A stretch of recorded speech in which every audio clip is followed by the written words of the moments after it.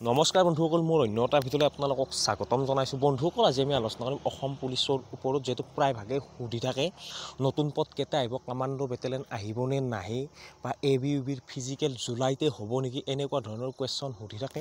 আজি এই ভিডিঅ'টোৰ মাধ্যমেৰে এইখিনি কথাই আপোনালোকক জনাবলৈ চেষ্টা কৰিম। আপোনালোকে ভিডিঅ'টো স্কিপ নকৰাকৈ শেষলৈকে সম্পূৰ্ণকৈ চাই থাকক। আৰু মোৰ চেনেলটোত যদি প্ৰথমবাৰ কাৰণে ভিজিট কৰিছে, তেতিয়াহ'লে মোৰ চেনেলটো ছাবস্ক্ৰাইব কৰক আৰু কাষত থকা বেল আইকনটো প্ৰেছ কৰক।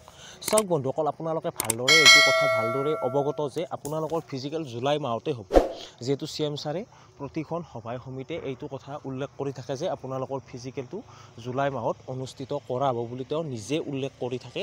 তাত কোনো ধৰণৰ ডাউট নাই যে আপোনালোকৰ ফিজিকেলটো পাছত হ'ব বা আগত হ'ব, জুলাই মাহতে হ'বলৈ গৈ আছে। আৰু জুলাই মাহৰ পৰিস্থিতি মই আপোনালোকক অলৰেডি কৈ থৈয়ে দিছোঁ।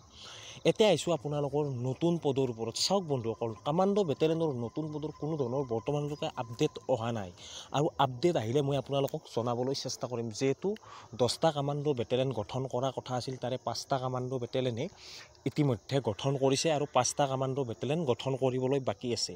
আৰু তাৰ যদি কিবা নটিফিকেশ্যন আহে, মই আপোনালোকক জনাই দিবলৈ চেষ্টা কৰিম। যিহেতু এতিয়ালৈকে কোনো ধৰণৰ নতুন কামাণ্ডো বেটেলিয়নৰ নটিফিকেশ্যন এতিয়ালৈকে অহা নাই, বা কেতিয়া আহিব বা কোন মাহত আহিব, কোনো ধৰণৰ আপডেট নাই। বহুতে সুধিছে যে দাদা কামাণ্ডো বেটেলিয়ন আহিছে নেকি? কামাণ্ডো বেটেলিয়ন এতিয়ালৈকে অহা নাই। আৰু যিকেইটা কামাণ্ডো বেটেলিয়নৰ পদ আহিছে, সেইকেইটা আগতে ৰৈ যোৱা পদ, মানে তাত জইন নকৰিলে, হয়তো ABUBত কোনোবাত জইন কৰিছে, কামাণ্ডোত জইন নকৰিলে, সেই পদহে আপোনালোকৰ আহিছে। নতুন কামাণ্ডো বেটেলিয়ন আপোনালোকৰ অহা নাই। যিহেতু 10টা কামাণ্ডো বেটেলিয়ন গঠন কৰাৰ কথা আছিল, আৰু বিধানসভাত এইটো বিল পাছ হৈ আহিছিল 2022 বৰ্ষ, 23 বৰ্ষ, 22 বৰ্ষত। আপোনালোকে এইটো ভালদৰে জানে যে কামাণ্ডো বেটেলিয়নৰ উল্লেখ 2022 চনৰ বিধানসভাত কৰা হৈছিল। সেইটো কথা আপোনালোকে ভালদৰে অৱগত। বৰ্তমান 5টা কামাণ্ডো বেটেলিয়নৰ আপডেট নাই।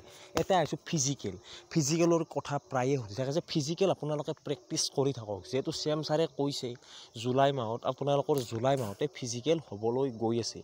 কিন্তু জুলাই মাহৰ পৰিস্থিতিটো আপোনালোকে ভালদৰে জানে। যদি আপোনালোকে জুলাই মাহত পৰিস্থিতিটোক লৈ আপোনালোকে বা মনৰ পৰা ভাবিছে এই পৰিস্থিতিত আমি পাছ কৰিব পাৰিমনে, তেতিয়াহ'লে আপোনালোকে তলত কমেণ্ট কৰক।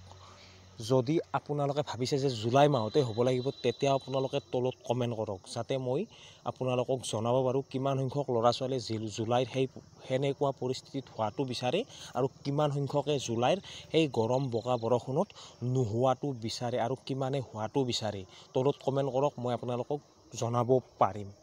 অলৰেডি মই জনালোৱে, কোনো ধৰণৰ আপডেট নাই। বৰ্তমান অসম পুলিচৰ আকৌ আপডেট নাই, এপ্লাই হৈ থৈ দিছে, বাকী কোনো ধৰণৰ আপডেট নাই। জাষ্ট CM ছাৰে কৈ আছে সভাই সমিতিয়ে, সেইটোৱে, আৰু কোনো ধৰণৰ বেলেগ আপডেট নাই। অফিচিয়েলিও আপডেট নহয় যে জুলাই মাহতে হ'ব, অফিচিয়েলিও অহা নাই, CM ছাৰে কৈ আছে। আপোনালোকে প্ৰেক্টিচ কৰি থাকক, প্ৰেক্টিচ কৰিব লাগে। ৰিটাৰ্ণ এক্সাম আৰু ৰানিং, লং জাম্প এইকেইটাৰ প্ৰেক্টিচ কৰি থাকক। আজিৰ ভিডিঅ'টোত এইখিনিয়ে। আজিলৈ আহিছোঁ। জয় হিন্দ, জয় ভাৰত।